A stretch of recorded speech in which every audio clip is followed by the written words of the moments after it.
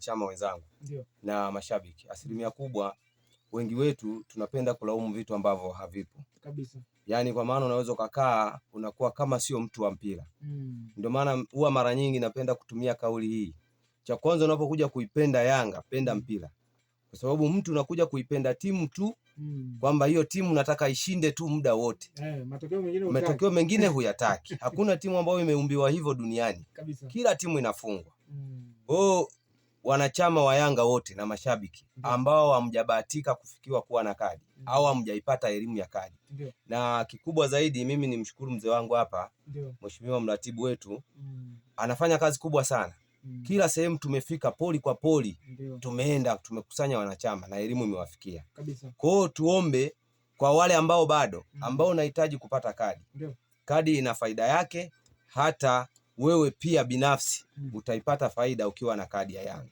Ili unapotoa hata malalamiko kama alivyoeleza mwenzangu hapa, malalamiko hayo sio ya kutupa kwenye magrupu. Magrupu inatakiwa tutulie, tujadiliane timu yetu tunaisaidiaje. Na kuna baadhi ya vitu vingine ukiwa muelewa na ujua mpira, sidhani kama unaweza ukaleta malalamiko kulingana na timu unavyoiona na ratiba ambavyo ilivyo.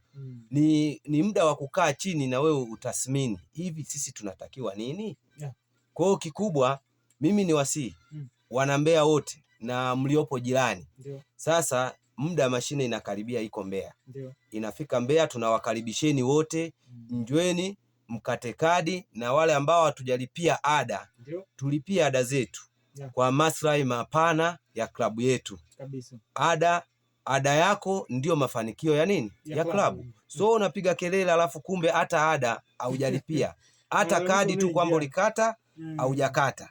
Kwa hiyo mimi ni wasii ndugu zanguni wana Yanga wote mliopo mkoa wa Mbeya.